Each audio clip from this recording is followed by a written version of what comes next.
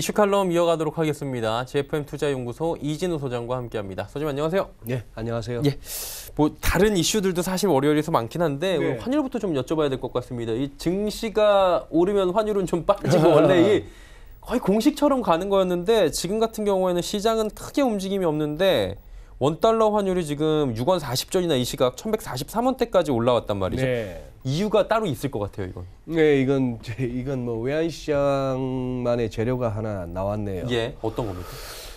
그렇죠. 지금 예를 들어서 뭐 외국인이 뭐 대규모 순매도를 하면서 지수가 많이 빠질 때 환율이 오른다. 그러면 그쵸. 우리가 익숙한 재료죠. 시장 흐름인데 지금 이거는 노르웨이 국부펀드 관련한 시장의 롱플레이입니다. 뭐 노르웨이 국부펀드 GPFG라 해가지고 Government Pension은 연기금 아닙니까? Government Pension Fund 그리고 글로벌 해서 약자를 그렇게 쓰는데 여기가 오래 전부터 예고를 해왔는데 결국 실행에 옮기네요. 무슨 얘기인가 하면은 뭐 한국, 멕시코가 주를 이루는데 뭐 거기에 러시아, 체코, 헝가리, 뭐 태국, 뭐 이런 이스라엘도 들어가고 하는 한 10개국 정도의 10개국 정도의 이머징 채권들을 자기들 그 포트폴리오에서 배제하겠다는 겁니다. 결국 그렇게 하고 뭐 주식적으로 더 할 모양이에요. 아, 공격적으로 좀 가겠다라는 건가요?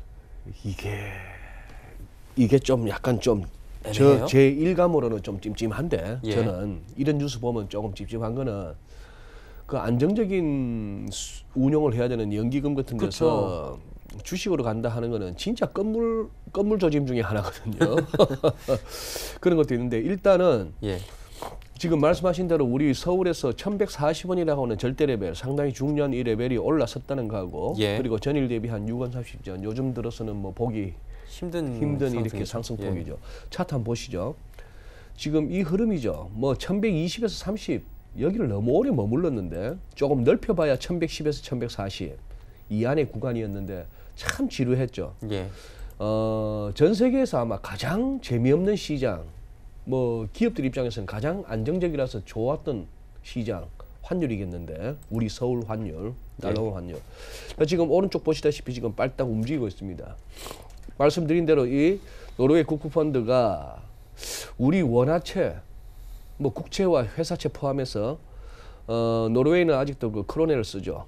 노벨상을 받아도 이 돈으로 받습니다. 뭐 434만 6,600만 크로네. 우리 돈으로 어느 정도? 한 5조 7천억 원. 한 뭐 60억 달러 안팎이라 보면 되겠어요. 자, 그렇다면은 이걸 뭐 단숨에 다 팔지는 않겠습니다만 일단 이런 재료가 뜨니까 시장에서 딜러들은 그렇다면 이거는 환율이 오를 수밖에 없는 거다. 노르웨이 국부펀드가 국내에 들고 있던 채권 팔고 그거 달러로 바꿔서 나갈 거 아니겠습니까? 그렇죠. 이제 그런 차원에서 이렇게 움직이는 상황 같아요. 그래서 지금 이거는 뭐 국제 외환 시장에서 달러 인덱스가 뭐 크게 달러가 강으로 간다든지 증시가 많이 빠진 거하고는 상관없이 그렇게 하는데 다만 뭔가 이렇게 변곡 가능성이 있고 뭔가 시장이 새롭게 방향성을 갖다가 정할 수 있을 만한 시점에 외환시장이 먼저 좀 꿈틀거린다 하는 측면에서 어쨌거나 조금 한번 추이를 지켜보시죠. 이게 지속성을 가지고 환율이 계속 오른다면은 조금 부담이 될 수 있죠. 부담이 될 수 있습니다. 일단 오늘은 뭐 어떠한 시장의 큰 변동이라고 할 수도 있겠죠. 뭐 외환 시장에 노르웨이 국부펀드가 이렇게 원화채를 정리하는 시점이 왔다라는 부분은 그런데 이거를 조금 더 이제 우리가 지켜봐야 된다라는 말씀이신 것 같고요. 그리고 말씀 난 김에 제가 1140원의 중요성은 여러 번 말씀드렸지 않습니까? 그러니까 이게 그냥 쉽게 올라가서 제가 여쭤본 부분이 좀 있거든요. 한번 복습하는 의미에서 서울 외환시장에서 1140원 저는 가끔 뭐 족보 있는 환율 그걸 이렇게 한번 보시죠. 월간 차트 한번 보시죠. 월간 차트 보시면은 이제 뭐 97년에 2,000원 가던 환율은 이제 차트에서 안 봐도 될 것 같습니다. 그렇게 될 대한민국은 아니니까요. 자, 그러면 여기 보시면은 자 2002년 이후에 글로벌 달러 약세가 시작됩니다. 또 그때 이 무렵은 한참 또 뭐 증시로 치면 이제 닷컴 버블 무너지고 할 무렵이긴 한데 그걸 떠나서 글로벌 달러 약세가 시작하면서 이렇게 이 시기에는 또 우리 한 2003년 4년 이후에는 새롭게 이제 증시도 탄력을 받으면서 올라왔죠. 외국인들 막 들어오고 무역 수지 흑자 좋고 이럴 상황이라서 자고 나면 달러는 떨어지고 그래 당연히 환율은 떨어지는 게 답이었어요. 근데 2003년 1월부터 2004년 10월까지 한 1년 반 넘게 이 1140원이라는 레벨이 그 당시에 서울 외환시장에서는 굉장히 중요한 레벨이었습니다. 저 1140원 갖다가 그 당시 이제 요즘은 환율 관련해서 무슨 뭐 좀처럼 이렇게 외환당국자의 이름이 회자되고 할 경우가 없는데 예. 그 당시에는 뭐 거의 뉴스에 매일 나왔어요. 최준경 국제금융국장 해가지고 최틀러 소리도 듣고 했는데 그때 이제 뭐 발권력을 동원해서라도 환율 하락 막겠다 등등의 여러 가지 수사가 있으면서 참 이 외환시장이 그때 참 재밌었던 시절입니다. 그때 이후에 이렇게 무너지고 당국 개입 중단되면서 1140원이 무너지면서 훅 150원 빠지고 뭐 이 무렵에는 우리 중공업체들이 막 2, 3년치 막 수주했던 거 다 미리 선물 하나 내다 팔고 하면서 이게 900원도 잠시 깨고 가던 그 시절인데 예. 그때 이후에 1140원 굉장히 의미 있다가 자 이 1140이 좀처럼 올라서기 힘든 그런 구간이 됐는데 이걸 갖다 지금 이제 살짝 올랐었다는 얘기죠. 그렇죠. 그래서 아까 말씀드린 바와 같이 이게 뭐 노르웨이 국부펀드에 털고 나갈 만한 규모를 봤을 때 우리 시장이 이거 갖고 휘청할 정도의 규모도 아니고 단지 하나의 일회성 재료 내지는 단기적으로 한번 롱플레이를 한번 해볼 만한 상황은 되는데 만약에 이 월간 차트 이 일목균형표 이 구름대 상단 예. 러플리 한 60원대 후반 70원 근처인데 1160원대 후반인데 예. 그래서 단적으로 1170원대 열린다 만약에 이번 여름 가을 거치면서 그 정도까지 환율이 가는 상황이 온다면은 이거는 조금 안 좋은 조짐으로 보셔야 되는 겁니다. 만약에 거기다가 뭐 유가까지 뛰는데 그래 되면은 그래도 우리 한 1,300원대 싸게 기름 넣고 다니다가 예. 이제 그쯤 돼버리면 또 이제 1,600, 1,700원 예. 휘발유 올리겠죠. 뭐 꼴랑 국제유가 얼마 안 오르고 환율 얼마 안 올라도 우리 정유사들은 즉각 반응하잖아요. 즉각 반영하면서 예. 화끈하게 올리니까 그런 측면에서도 한번 환율을 지켜볼 만합니다. 네.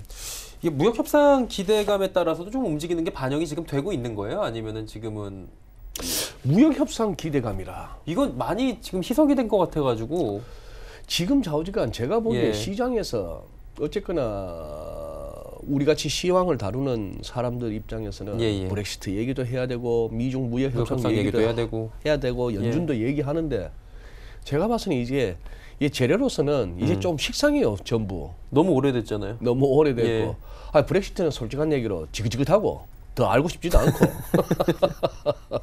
미중 무역 협상이야 뭐 트럼프 대통령 특유의 말이 왔다 갔다 하는 거죠. 예. 뭐 4개월 내에는 뭐 합의될 거야 했다가 바로 다음 날 이게 꼭 합의에 이를지는 확신할 수 없다 뭐 이런 상황이니까 예.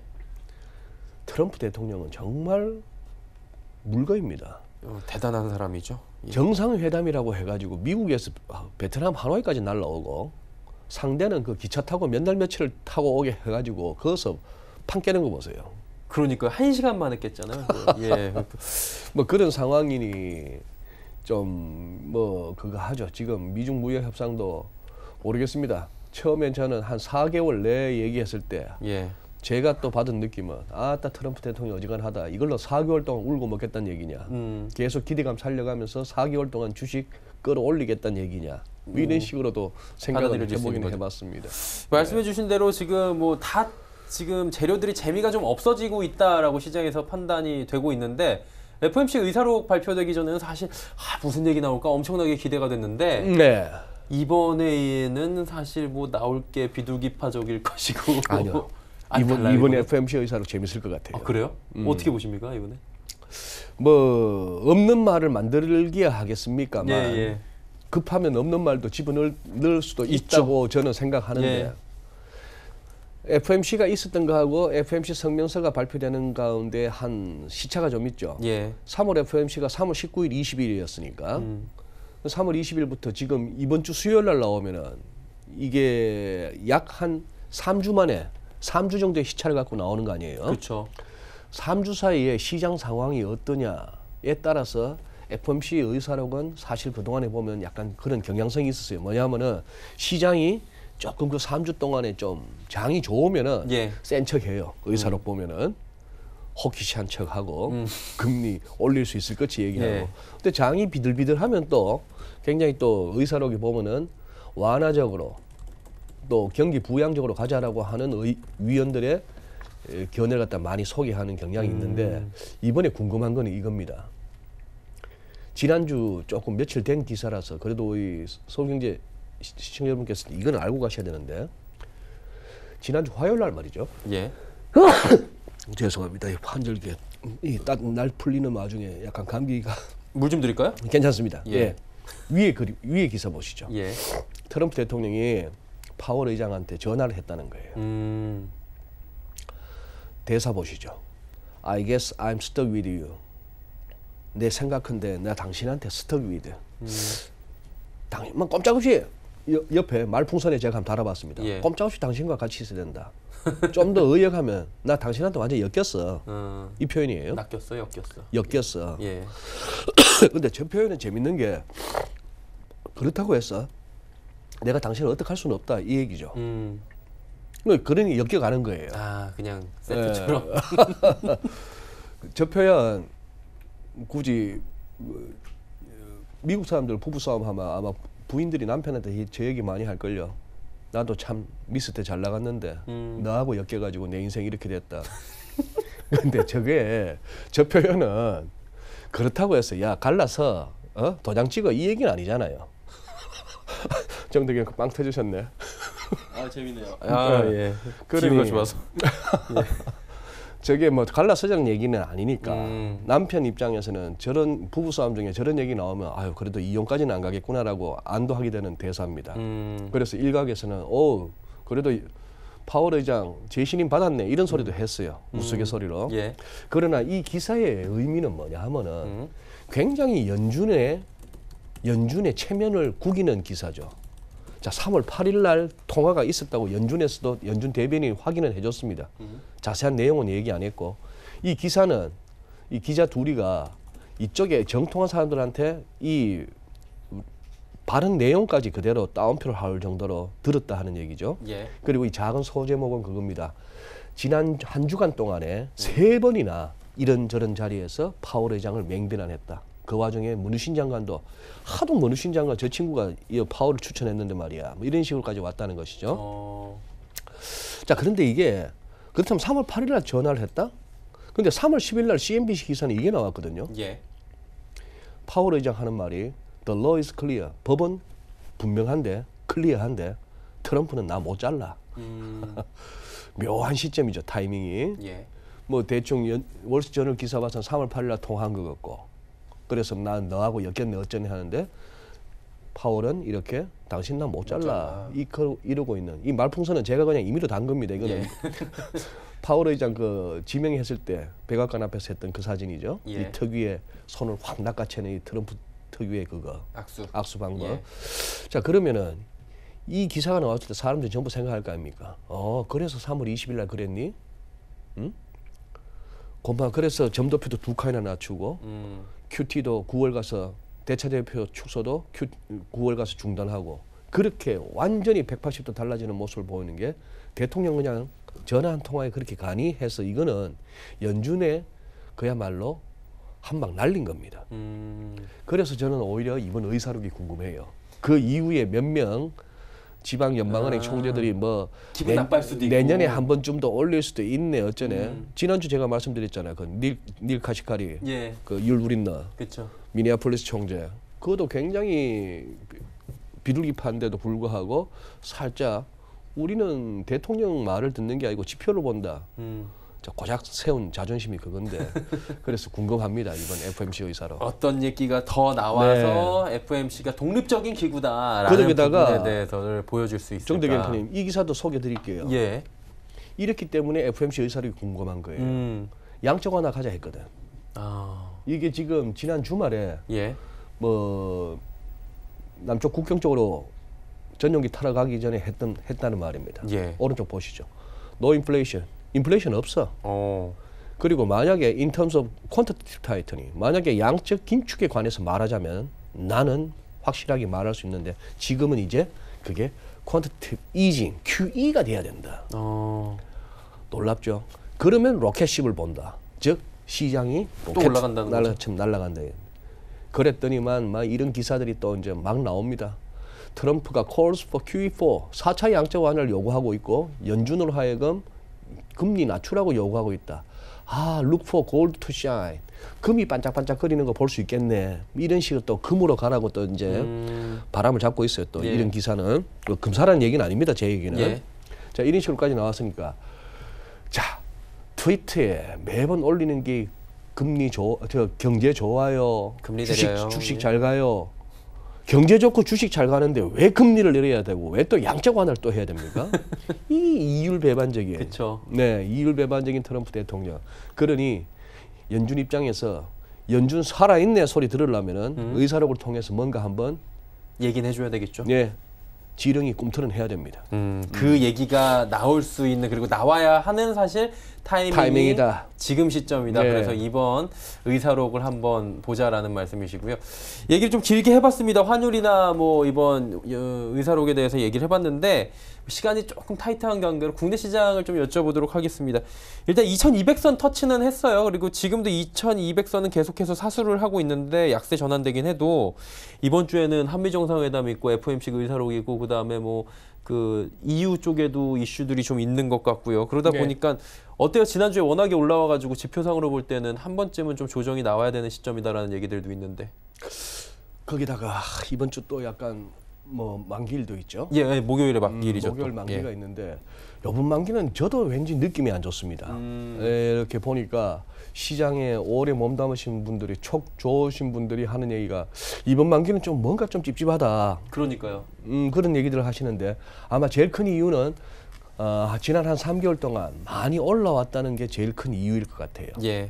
그런 가운데에 지금 말씀하신 바와 같이 22도 중간에 있고 FOMC 의사록도 있고 그 다음에 한미 정상회담도 그것도 하노이처럼 부실 정상회담일 경우가 가능성도 염두에 두셔야 되는 거예요. 이제 모든 가능성을 열어야 된다는 거죠?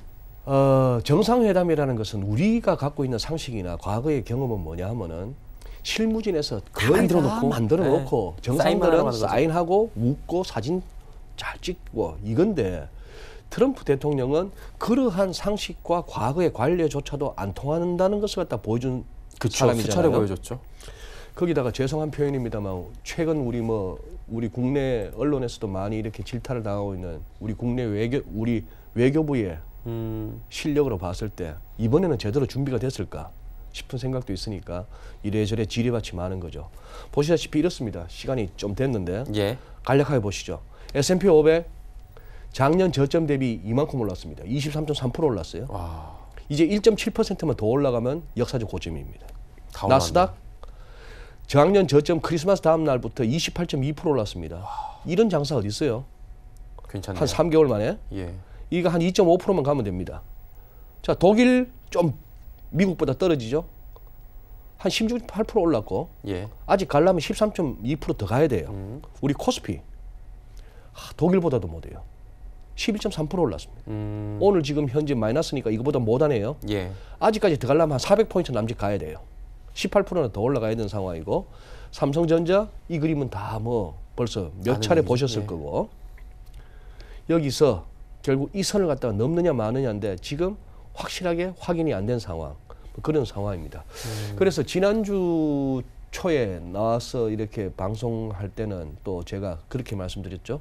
뭐 중국 PMI도 좋게 나왔고 미국도 좋게 나왔고 이번 주 괜찮습니다. 그랬잖아요. 이번 주만큼은 뭐 편안하게 가도 될 것 같습니다. 근데 고마 일주일 사이에 또 오늘 준비하면서 이번 주는 제가 드릴 말씀이 없습니다.